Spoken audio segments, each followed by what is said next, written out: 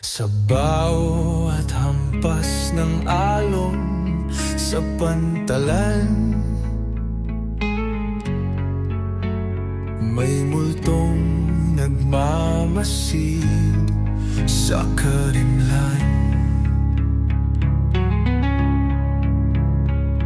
Ang puwerto'y laman ng sigaw at himutok, engkantong tahimik, ngunit nanunukso.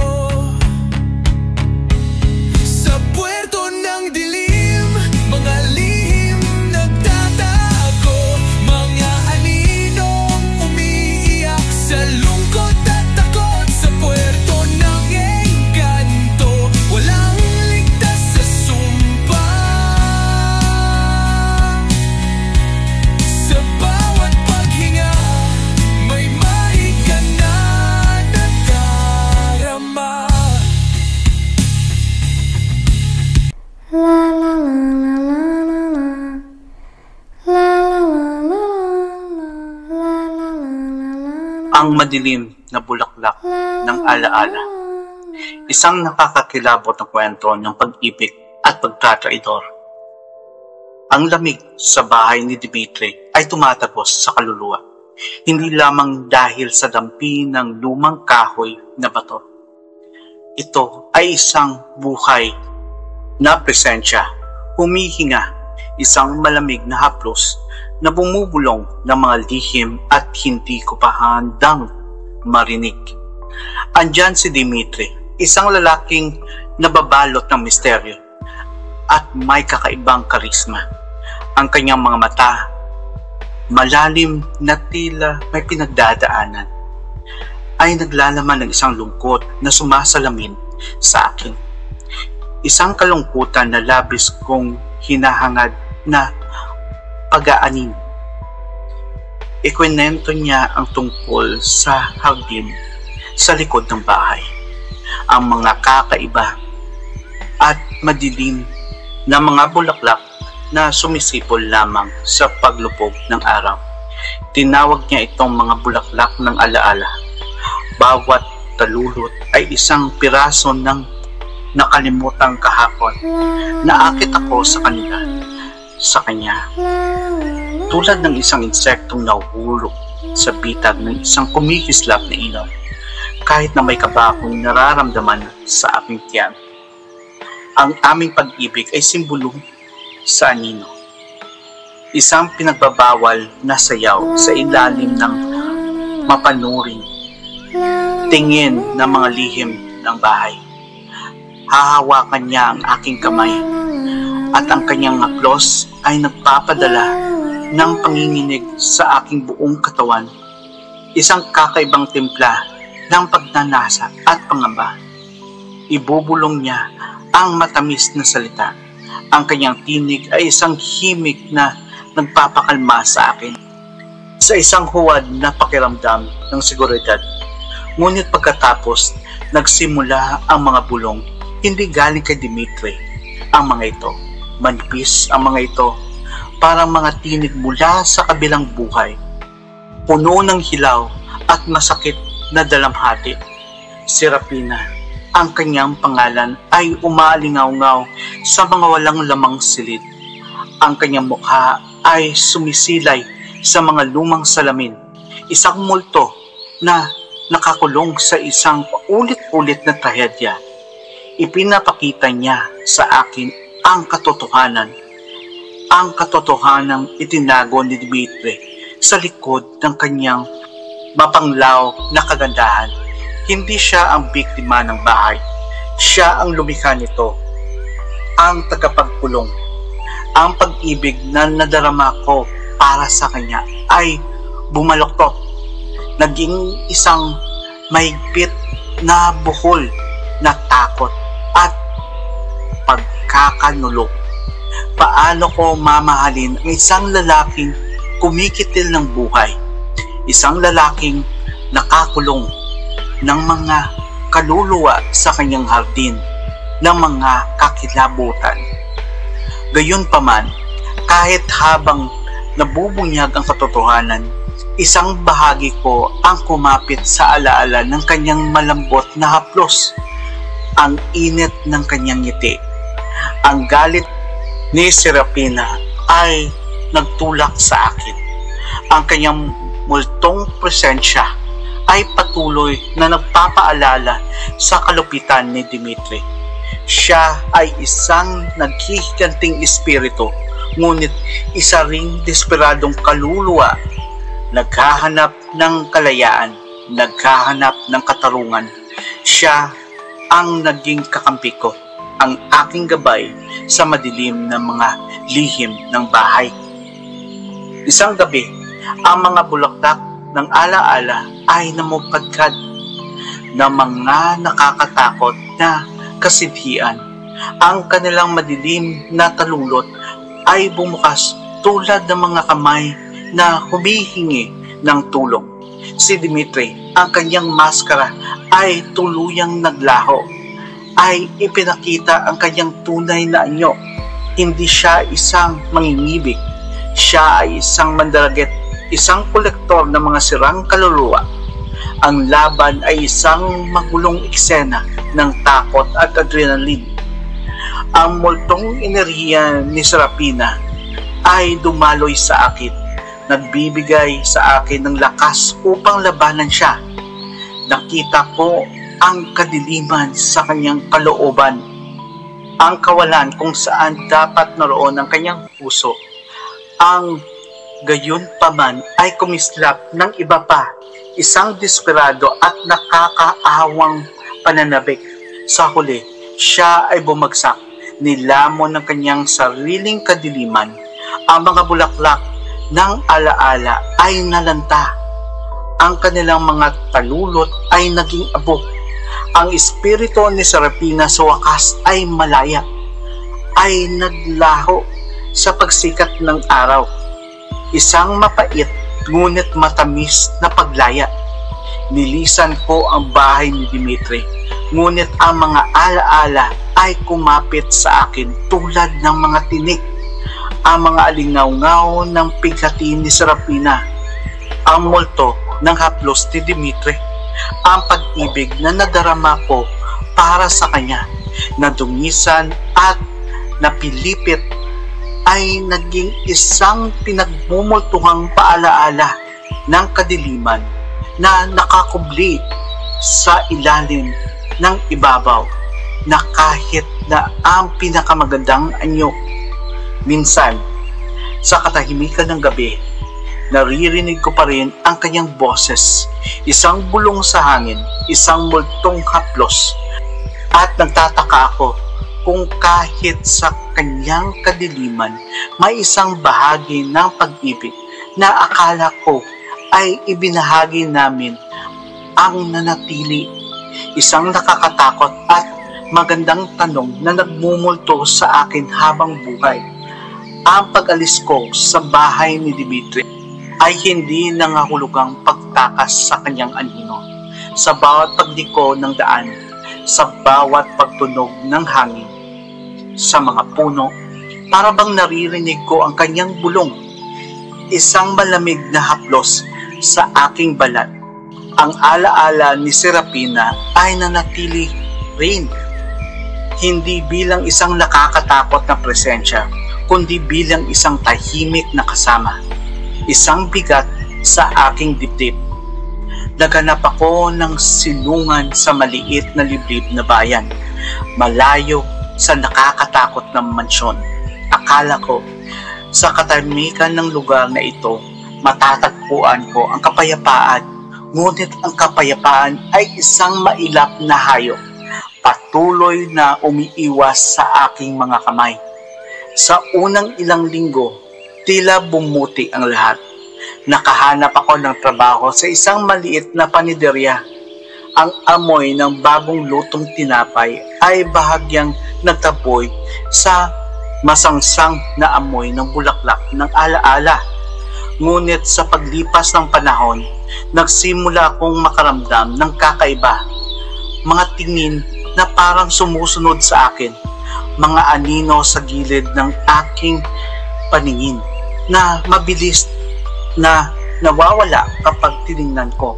Isang gabi, habang naglalakad ako pauwi sa panaderya, napansin ko ang isang pamilyar na amoy, ang matamis at nakakasulasok na bango ng bulaklak ni Dimitri.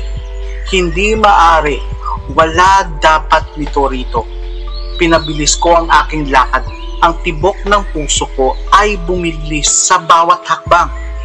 Pagdating ko, nakita ko ito, isang solong madilim na bulaklak ng alaala ang nakalagay sa aking bintana.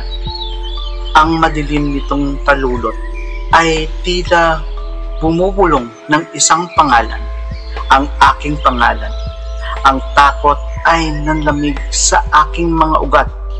Paano ito nangyari? Paano niya ako napunton? Mula noon, ang mga pangyayari ay naging mas nakakagambala. Naririnig ko ang mahihinang kaluskos sa labas ng aking pintuan sa gabi. Nakakakita ako ng mga kakaibang marka sa lupa sa paligid ng aking bahay. Minsan, sa aking pagtulog, naramdaman ko ang isang malamig na haplos sa aking pisngi. Sinubukan kong baliwalain ito. Kumbinsihin ang aking sarili na ito ay produkto lamang ng aking nababagabag na isipan. Ngunit alam ko sa kaibuturan ng aking puso na hindi ako nagkakamali. Si Dimitri ay hindi basta mawawala. Ang kanyang pagpumaling ay malalim. Ang kanyang pagnanais ay walang hanggan. Isang gabi, nagising ako sa isang kakaibang katahimikan. Ang karaniwang tunog ng mga kuliglig sa labas ay wala. Ang tanging naririnig ko ay ang malakas na tibok ng aking sariling puso. Dahan-dahan akong bumangon at tinungo ang bintana. Sa ilalim ng maputlang sinag ng buwan, nakita ko ang isang figurang nakatayo sa malayo. Hindi ko maaninag ang mukha nito, ngunit mayroon itong pamilyar na tinig. Isang pamilyar na aura ng kadiliman. Hawak nitong isang bagay sa kanyang kamay. Isang buwid na madidilim na bulaklak. Ang takot ay sumakal sa akin. Hindi ito isang guni-guni. Siya ay narito. Natuntun niya ako. Biglang may kumatok sa aking pintuan. Mahina ngunit paulit-ulit. Parang isang multong humihingi ng pahintulot na pumasok. Nanatili akong tahimik, nanginginig sa ilalim ng aking kumot. Muling kumatok, mas malakas na ngayon. Pagkatapos, isang mahinang bulong ang tumagos sa kahoy ng pinto. Isang tinig na nakapagpatindig ng aking balahibo. Alam kong naririyan ka, bulong nito. Ang kanyang boses ay parang malamig na hangin. Hindi ka maaaring magtago sa akin magpakailanman. Ang tensyon ay bumigat sa loob ng aking maliit na silid. Halos nahahawakan. Alam kong hindi ako ligtas. Alam kong ang mga anino sa lilim ng gabi ay hindi lamang mga guni-guni. Si Dimitri ay bumalik. At sa pagkakataong ito, hindi ako sigurado kung makakatakas pa ako. Ang kanyang yakap, hindi lamang malamig, ay nagbabanta na ngayon, maging mahigpit at nakakamatay. Ang bawat tibok ng pintuan ay parang martilyo sa aking dibdib. Alam kong naririyan ka. Muling bulong ng tinig sa labas. Mas malapit na ngayon. Tila dumidikit sa mismong kahoy. Hindi ka maaaring magtago sa akin magpakailanman. Pinigilan ko ang aking hininga. Nakikinig sa bawat kaluskos, sa bawat paghinga sa labas. Ang takot ay bumualot sa akin. Isang malamig at nakakaparalisadong kumot. Alam kong hindi ito maaaring magpatuloy. Kailangan kong harapin ito kahit mga hulugan ito ng pagharap sa mismong kamatayan. Dahan-dahan kong binuksan ang drawer sa tabi ng aking kama. Hinahaplos ang malamig na metal ng isang gunting na natagpuan ko sa kusina. Hindi ito sapat, alam ko, ngunit ito lamang ay mayroon ako. Sa isang iglap, hinugot ko ang hininga at binuksan ang pinto, ngunit wala si Dimitri. Sa halip, nakatayo roon si Aling Marta, ang may-ari ng panaderya kung saan ako nagtatrabaho. Ang kanyang muka, karaniwang puno ng kabaitan, at balot ngayon ng matinding pag-aalala. Sa kanyang kamay, hawak niyang isang maliit na palayok. "Iha, narito ka lang pala," sabi niya. Ang kanyang boses ay nanginginig. "May naririnig akong kakaibang mga bulong sa labas. Akala ko kung ano nang nangyari sa iyo." Napahinga ko ng maluwag, halos mapaluhod ako sa aking nadaramang ginhawa. Isang maling akala lamang pala. Ang aking takot ay naglalaro lamang sa aking isipan. "Aling Marta, pasensya na po," sabi ko. Ang aking boses ay paus. Napuyat lang po siguro ako. Ngumiti siya ng bahagya, ngunit ang kanyang mga mata ay nanatiling puno ng pag-aalala. "Magpahinga ka ng mabuti, Iha. May kakaiba talagang nangyayari sa bayang ito itong mga nakaraang gabi." Pagkasara niya ng pinto, napadasal ako rito. Pinakaramdaman ko ang humuhupa kong takot. Siguro nga, sobra lamang akong natatakot, kaya kung ano-ano ang naiisip ko. Ngunit nang bumaling ako, nakita ko ito sa aking maliit na mesa kung saan ko iniwan ang bulaklak ng alaala. Mayroon ngayong isa pa, at sa tabi nito may isang maliit na piraso ng papel. Pinulot ko ito at sa aking mga kamay ay nanginginig. Nakasulat dito ang isang salita sa isang pamilyar na sulat kamay, "Malapit." Ang ginhawa na naramdaman ko ay biglang naglaho. Pinalitan ng isang mas matinding takot. Hindi si Aling Marta ang bumubulong at hindi rin siya ang nag-iwan ng bulaklak. Kinabukasan, hindi ako mapakali. Ang bawat anino ay tila nagtatago sa isang banta. Ang bawat tunog ay tila isang babala. Nagpasya akong kausapin si Aling Marta. Baka may alam siya sa mga kakaibang pangyayari sa bayan. Nang puntahan ko siya sa panaderya, iba ang kanyang kinikilos. Ang kanyang ngiti ay pilit at ang kanyang mga mata ay tila umiiwas sa akin. "Aling Marta, mayroon po ba kayong alam tungkol sa kakaibang bulaklak na ito?" Tanong ko. Inalabas ang isa sa madilim na talulot mula sa aking bulsa. Nanlaki ang kanyang mga mata nang makita ko ito. "Saan mo nakuha iyan?" tanong niya. Ang kanyang boses ay halos isang bulong. "Sa aking bahay po," sagot ko. "May nag-iwan po nito doon." Biglang nabago ang kanyang ekspresyon, ang kanyang mukha. Ang pag-aalala ay napalitan ng isang malamig at nakakatakot na tingin. "Hindi si Dimitri ang nag-iwan niyan," sabi niya. Ang kanyang boses ay babala sa isang nakakatakot na sutsot. Ako, para akong binuhusan ng malamig na tubig. "Si Aling Marta? Bakit? Bakit po?" tanong ko. Ang aking boses ay halos hindi marinig. Isang mapait na ngiti ang lumitaw sa kanyang labi. Dahil sa mga bulaklak na yan, ang mga iyan ay hindi lamang mga alaala. Ang mga iyan ay mga lason at si Dimitri ang pinoprotektahan sa kanya. Ang mga salita niya ay tumagos sa aking tulad ng mga punyal. Si Dimitri, pinoprotektahan ako. Ngunit siya ang nagkulong kay Serapina. Siya ang nagpakita sa akin ng hardin ng kaluluwa. Hindi ko maintindihan, sabi ko. Ang aking isipan ay naguluhan. Si Serapina. Nagsimula si Aling Marta. Ang kanyang mga mata ay puno ng pait. Siya ang aking kapatid at si Dimitri. Sinubukan niyang siyang iligtas. Ang mga bulaklak na yan ay sumisip-sip sila ng alaala. Oo, ngayon, sumisip-sip din sila ng sakit, ng pighati. Sinubukan niyang pagdaanin ang kanyang pagdarusa. Ngunit paano ang mga multo, ang mga bulong?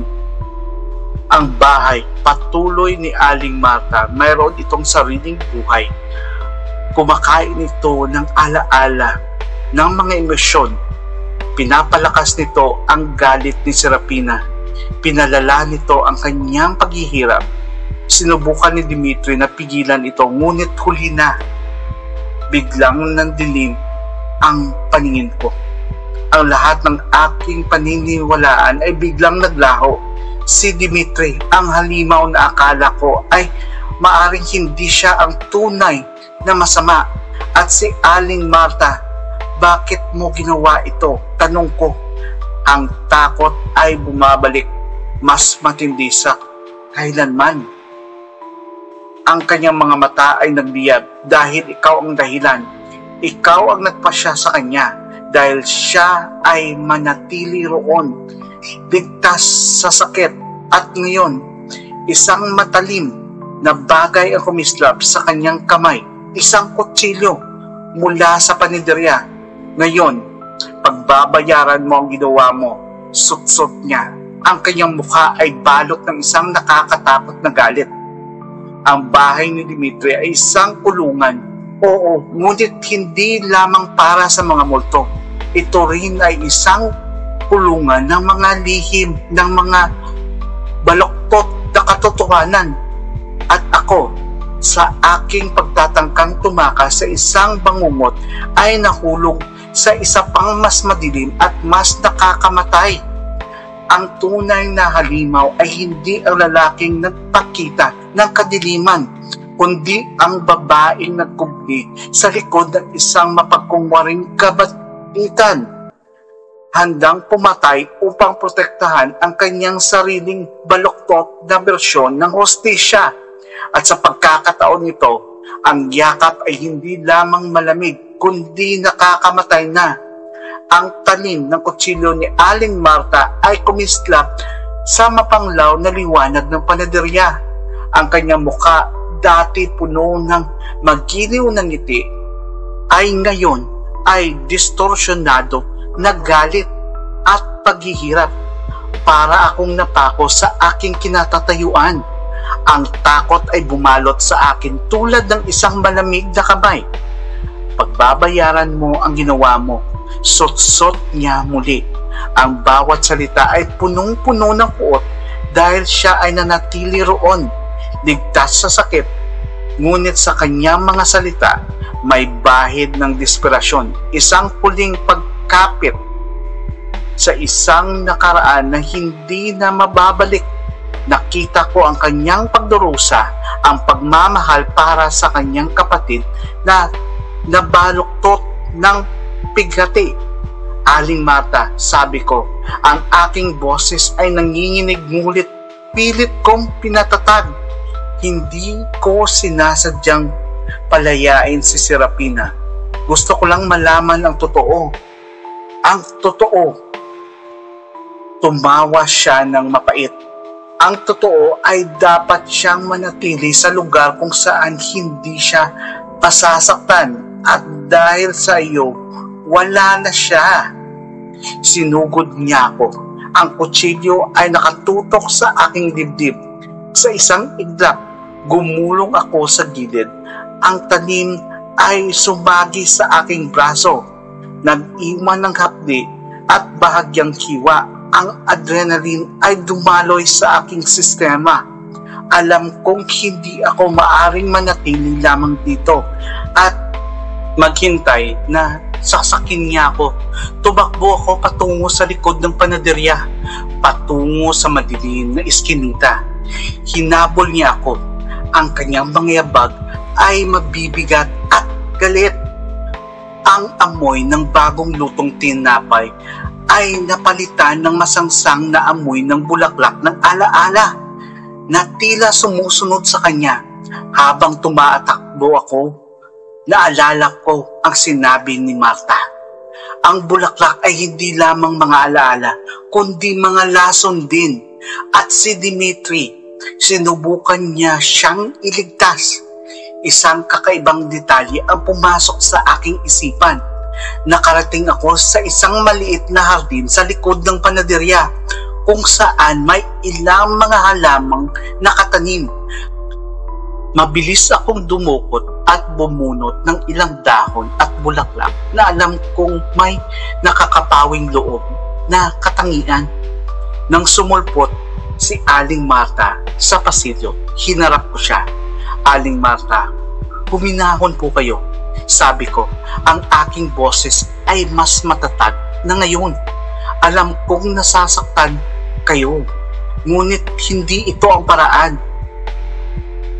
Manahimik ka, sigaw niya. Handa na muling sumugod. Ngunit bago pa niya ako maabot, inihagis ko sa kanya ang mga dahon at bulaklak. Hindi ito nakakasakit, ngunit ang kakaibang amoy ay tila umaabot sa kanya.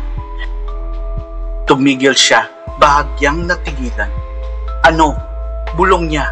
Ang kanyang mga mata ay lumabo. Ito po ay isang nagpapakalma, paliwanag ko. Siguro kailangan nyo lang pong magpahinga. Para siyang nawala sa sarili. Ang galit sa kanyang muka ay unti-unting napalitan ng pagod at lungkot. Bumagsak ang kutsilyo sa lupa. Ang tunog nito ay parang isang malungkot na buntong hininga.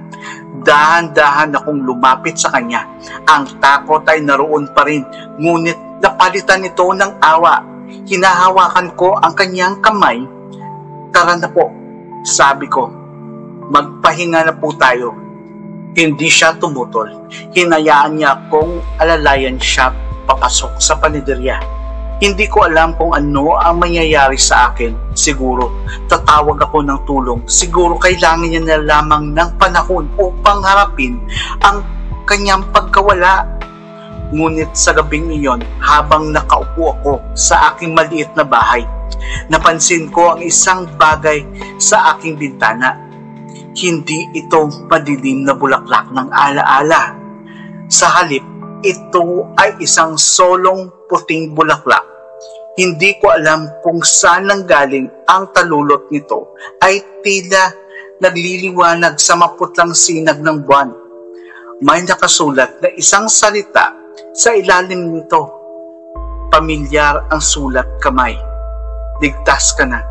Hindi ko alam kung si Dimitri ang nag-iwan nito. Kung gayon, paano niya nalaman ang nangyari?